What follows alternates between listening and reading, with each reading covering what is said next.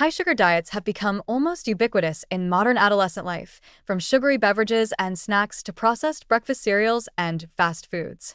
For many teenagers, sugar is more than just a treat.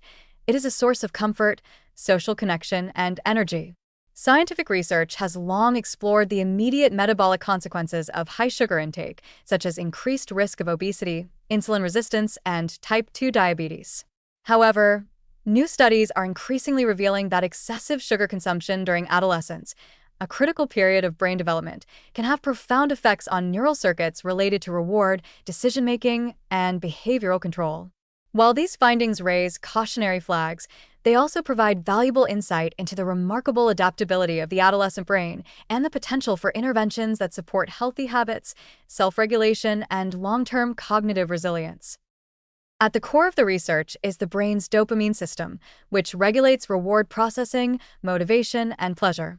When sugar is consumed, it activates dopaminergic pathways in areas such as the nucleus accumbens and prefrontal cortex, producing feelings of enjoyment and reinforcing eating behavior.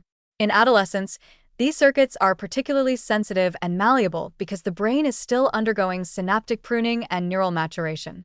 High levels of sugar intake can overstimulate these reward pathways, leading to heightened dopamine release and temporary reinforcement of sugary food consumption. This mechanism is similar, in some respects, to how other rewarding behaviors like social media use or video gaming can hijack the brain's natural reward circuitry. Importantly, this overstimulation does not mean that adolescents are doomed to addiction. Rather, it underscores the need for mindful exposure and the development of habits that promote balanced reward signaling. One notable consequence of repeated sugar overstimulation is its potential effect on decision-making and impulse control. The prefrontal cortex, responsible for executive function, planning, and self-regulation, is still developing throughout adolescence.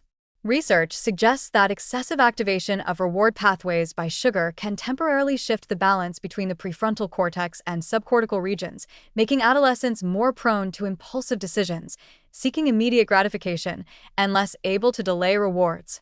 In practical terms, this may manifest as frequent snacking, preference for high-calorie foods, or difficulty moderating sugar intake.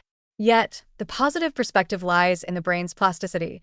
These patterns are not permanent, and behavioral interventions, nutritional guidance, and supportive environments can recalibrate reward sensitivity. Adolescents can learn to enjoy sugar in moderation while also developing stronger self-regulation and healthier decision-making skills over time. Another critical insight from the research relates to the potential development of habitual patterns resembling addiction. Repeated exposure to highly palatable foods can increase cravings, elevate preference for sweet tastes, and modify the threshold for reward satisfaction. In the long term, this may make adolescents more likely to seek out sugary foods to achieve the same level of pleasure, potentially leading to cycles of overeating. At the same time, studies have found that the brain's reward system retains remarkable flexibility. Introducing nutrient-dense foods, fiber-rich fruits, and balanced meals can gradually recalibrate dopamine signaling, enhance satiety, and reduce compulsive sugar-seeking behavior. In other words, even if sugar has temporarily rewired reward pathways, the adolescent brain is capable of adaptation, and early interventions can reinforce positive eating behaviors that last into adulthood. It is also worth noting that high-sugar diets interact with other aspects of physiology and cognition in ways that can be reframed positively. For example, sugar-induced dopamine release is accompanied by increases in energy and motivation, which, in controlled amounts, can enhance learning, social engagement, and task performance. The key distinction is frequency and quantity. Occasional consumption can provide a healthy reward and stimulate cognitive alertness, while chronic overconsumption may overwhelm regulatory systems. Adolescents benefit from structured approaches to nutrition that allow them to experience pleasure from food while fostering the development of self-control, mindful eating, and delayed gratification. Beyond immediate behavioral effects, sugar-related changes in reward pathways can also intersect with emotional and social development. Adolescents are particularly sensitive to peer influence, stress, and novelty-seeking behaviors, all of which can interact with neural circuits involved in reward and motivation. High-sugar foods often serve as social facilitators, providing shared experiences and comfort in group settings.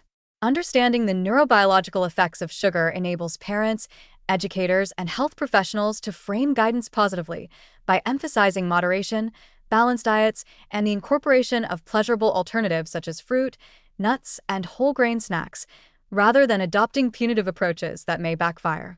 The research thus empowers families and communities to shape eating environments that reinforce positive neural development and long-term cognitive well-being. Another encouraging aspect of this research is its implications for preventative strategies. Interventions that combine nutrition education, structured meal patterns, and exposure to a variety of flavors can help adolescents develop healthier reward responses. Regular physical activity, sleep optimization, and social engagement also support dopamine regulation and reinforce adaptive decision-making. Far from being deterministic, the brain's responsiveness to sugar demonstrates a window of opportunity. Adolescents can learn to enjoy treats while simultaneously strengthening executive function, impulse control, and resilience to environmental cues that drive overconsumption. Over time, these strategies can reduce the risk of habitual sugar overuse, enhance metabolic health, and promote emotional regulation.